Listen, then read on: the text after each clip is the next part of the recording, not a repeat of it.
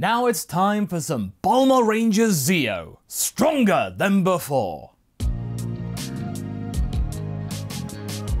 Hey guys, Masako X here. I certainly like doing what ifs which are based on very solidly asked questions within the fandom, which are steeped in the lore of the show, and follow things very closely to the source material, thanks to the information of course from Akira Toriyama, the show's creator. It allows us to really investigate the potential of certain characters if they got the chance to shine in a different way. But of course, that being said, I am also a fan of some of the more out there stories, the eccentric narratives, which explore questions which you want to know, really, and scratch that itch of curiosity which we humans always want satisfied. Which is why today, we are asking the bizarre but compelling question about what if Bulma decided to use her smarts to become a fully fledged member of the Dragon Team, as well as train like Goku? Or more accurately, at the moment, Yamcha. But hey, Yamcha's got black hair and orange clothes too, like Goku. Is that close enough? You see, all of this stemmed from a couple of places. First off, I was asked by the user on Twitter, Doll Comics, about what might happen if Bulma decided to full-on focus on strength training to become a Dragon Team member. Then I was able to couple that with some musings from our weekly roundtable sessions that asked what might be the case if Bulma used her tech to her advantage and get our way into the team that way. Why can't we have both to some extent? Thanks to said smarts, Bulma was able to really get her power up and really show up a lot of characters that otherwise would have really just been fighting Goku. It piqued the Saiyans' interest for the longest time, and gave Yamcha some very important screen time as well in terms of the development of said tech, as well as Bulma's fighting style being mostly based around the bandit's repertoire. In short, Bulma knows the Wolf Fang Fist. It's like getting a tattoo of your girlfriend, sort of. It'd be very awkward to use that technique if they ever broke up. But in any case, over the course of this story, Bulma has been able to upgrade the armor as well as other things. In the last part, one particular development was the implementation of the next step in Bulma's progression, the Saya Buster. Merch for that on masako.cc/store by the way. But wait, Masako, a giant robot in Dragon Ball? You better believe it. This robot was very handy when it came to giving Vegeta a run for his monkey money, and preventing him from doing any more harm to the team, as well as giving Goku the all-important seconds to charge up the Genki Dama more and more and use it on the Prince directly. Despite them winning, much more handily this time, Vegeta still gets the ability to escape, this time coming from the engineer showing mercy, and not just Goku. She found something intriguing about Vegeta and thought that this wasn't the end of the story between him and her. Oh boy, is there gonna be some sort of feelings forming here like in the original? Or will Yamcha be able to keep things going in that department? Let's continue. With Yamcha and Bulma back at Capsule Corp, the two of them begin to properly debrief about what happened with the Nappa and Vegeta encounter. Yamcha is really excited to tell his girlfriend more about the exciting powers of Kaioken that she could possibly find useful in terms of more versatile evolution of her surge tech perhaps. I mean, what could this mean for it? Well, she's not so sure, but it's certainly something worth having, I guess. Yamcha can pick up on this, that Bulma's distracted about something. Bulma? What's going on? Normally you're so hyped to find out stuff like this. What happened? She then tells Yamcha about how she was the one to let Vegeta go, as she had sensed something about him. With Yamcha being quite the nervous man already when it comes to women, despite having gotten over his initial fear of them, he immediately starts to put two and two together and gets not just 4, but 4 squared. He looks really horrified and proclaims to Bulma that, "Oh, please don't leave him!" This catches her off guard and she is made to feel very awkward. I'm not gonna... The feelings were not like that. She is semi-telling the truth. This temporarily calms the bandit down, enough to him apologizing for the outburst and says that he can start teaching her Kaioken when she is ready. She thanks him for that and they kiss before the engineer takes to checking on the damage that was brought on the Saya Buster from earlier. Meanwhile, the rest of the Dragon Team, or what's left of them, needs to find a way to bring back Ten Shin Han and Chaozu, who were unfortunately affected by the Saiyans, and this is where the plan to go to Namek is formed, thanks to the revelation that Piccolo was a Namekian. Krillin pitches the idea like before, but this time, the need for the Namekian ship is much less important, save for the acquisition of the ship's computer in order to guide the team to their destination. What do you mean, Master Ko? Okay, the ship that Goku used to get to Namek itself is already made, and there's actually 2 of them. How were they able to do that? Well, Raditz's ship was acquired much earlier in the story, and so the Capture Corp project began before the story's events. Dr. Briefs was able to craft 2 slightly smaller ships, the other one in case of any last-minute problems, just in case the gang ever wanted to, say, travel in space, use the technology. And if they didn't, then hey, Dr. Briefs had something to show off to the world that his company was ready for deep space travel.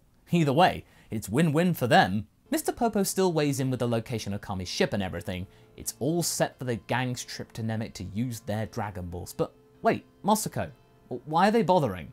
Kami's still alive, the Dragon Balls here on Earth are safe. Well, that's true, but Chaozu can't be brought back by them, and I don't think Ten Shin Han would take too kindly to being revived and then them cheapening out on bringing his best friend back. Also, I get the feeling that Bulma would really relish the opportunity to test the feats of her engineering. The Sire Buster was space-worthy too, so that means that all the extra press coverage would certainly be worth it. What this means is that when the gang leaves Sans Goku, who is still recovering, he will take the second ship as a result, there is a lot of press coverage which remark that this feat of technology will go down as the most important step forward for humanity. This is also where we get to see a much younger Jimmy Firecracker doing his stuff. The ship itself is kitted out the same way as in the original, which means the gravity chamber is there in all of its glory. The Sire Buster will be flying alongside the ship for extra protection, piloted by the ship's computer, by the way, remotely, as well as being able to be on display so that means the photographers can get a better shot, which Krillin and Piccolo roll their eyes at immensely. What is also making a debut is the newest model of armor for Bulma. This new armor looks a lot like the Sire Buster, just shrunken down, complete with the LED Matrix face mask, as well as the enhancement of the Surge Tech, coupled with the basics of Kaioken, which Yamcha was able to teach her. Sort of. She can only use the first stage of it presently, which is roughly like a 50% temporary increase over what's already there, I think. And that is channeled into the Surge Tech, sort of acting like a battery almost. Why is that? Well, since Kaioken doesn't register tech boosts, the boost increase in that already wouldn't really be that handy for Bulma. Instead, she adapts that to her suit, to take ki generated by herself and funneling it into the suit, meaning instead of just 3 surges, she has a storage of it in her suit. Either way, she's pleased to be able to fix this quickly, an otherwise annoying legacy quirk. Oh yeah, the multiplier? It's 8 times now, thanks to the more compact design and increase in efficiency taken from the mech. While on their way to Namek, the gang are all improving using gravity training, but at a much lower level than what Goku was able to do in the original, since all the Dragon team present are at different levels of skill. So it's basically just starting at 10 times Earth gravity, which Yamcha is comfortable with, that is due to all of his training on King Kai's planet, and then going from there. By the time they do get to Namek, they can all handle just about 20 times Earth gravity, since Gohan was struggling due to his younger frame. As for Bulma, this training was something she had experimented with in the past while the gravity chamber was in development and gotten to try before flying this thing, and she felt that this would be rather potent as well as a means to while away the time in regards to the long distances of space travel. It was certainly a success.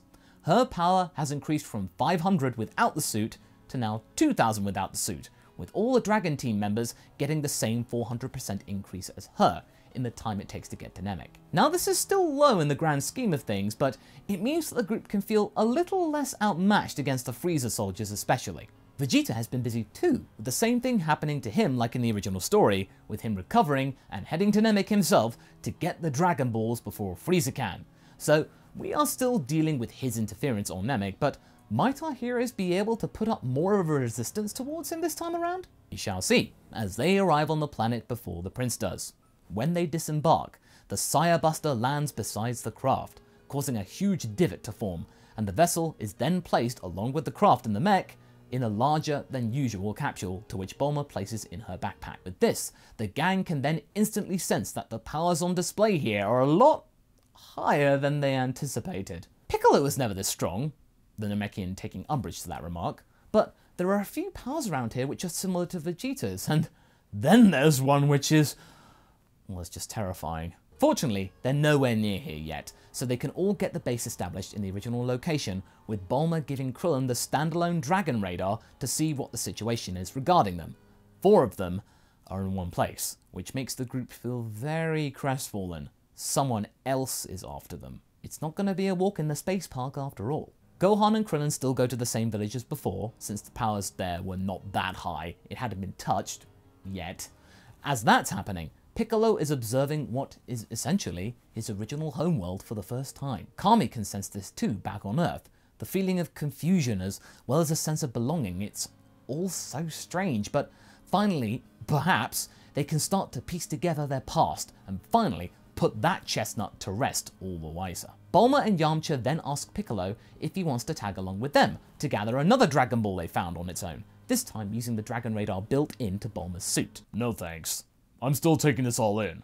I'll keep watch here for now. Surprised to see Piccolo being so reluctant and nervous, they ask again, and this irks the Namekian, which makes Yamcha suggest that maybe it's best they leave him alone to stew some more. Yamcha lowers his power a bit to the same level as Bulma's, and they head for a Dragon Ball located far away from another village. Perhaps whatever is gathering them hadn't got to this one yet. Either way, this was an easy way to get on the scoreboard. Little do they know, however, that they are heading towards Guru's tower and into the sights of Namekian's strongest warrior, Nail. Sure enough, when they do arrive, they meet the stern-looking attendant, and he demands to know what brings these strangers to their land. We're not here to cause trouble, proclaims Yamcha, trying to act all cool. Liar! That woman's armor looks like the intruders that are wiping out our people. Tell us the truth, or I shall make you regret coming here. Bulma frantically waves her hands and shouts that they mean it. They're not meant to be mean or anything like that, but they are intruders technically because they're from another world. I shall make an example of you to that Frieza monster! This catches our heroes off guard. Frieza? Nail is also perplexed now. They don't know Frieza. He can sense that this confusion is genuine this time.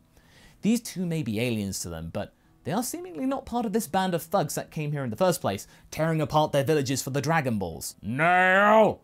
They speak the truth.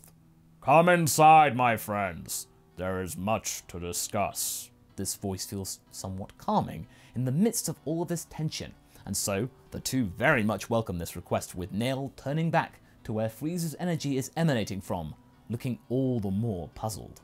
Goku is now en route to Namek himself, ready to further his skills, and with the added motivation to not let Yamcha or Bulma get the jump on him, he trains even harder than he did before, because that time he had little awareness of the trouble that was going down on the planet. He is excited to see if Yamcha is able to step up even more so on Namek.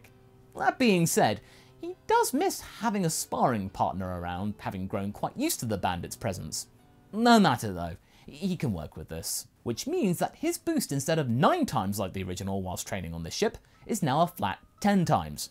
Yeah, it's not a huge increase if you were worried, it's just a little bit of extra get up and go going around, as it were. And while that's going on, Gohan and Krillin still save Dende, get spotted by Dodoria, and Vegeta has still dispatched Qui, and now is washing that down with some extra pink mook for afters. With that minion gone, Vegeta is now heading for his quarry, an untouched Namekian village, so that he can put himself in Frieza's ointment. Bulma and Yamcha could sense this going on, as could Guru. The immense Namekian that stands before them then says these words. My friends, we don't have much time. Frieza has begun his conquest of this planet. All for these Dragon Balls that we have protected for generations. He points to the ball up top his throne. Yamcha counts his lucky stars that they don't have to seemingly try too hard to get it, no weird tasks or anything like that, but Bulma's distracted again. Vegeta? He's here? How could this be? Did he know that they would come here and that she would be here too? Oh man, this is gonna get complicated. And that's where we're going to be leaving things for right now. So what do you guys think? Will the extra personnel from Earth aid our heroes more or less this time? Will Bulma and Vegeta face off against each other one more time before Goku shows up? Leave a comment below and let's get this discussion going. And I shall see you in the next video. Catch you later!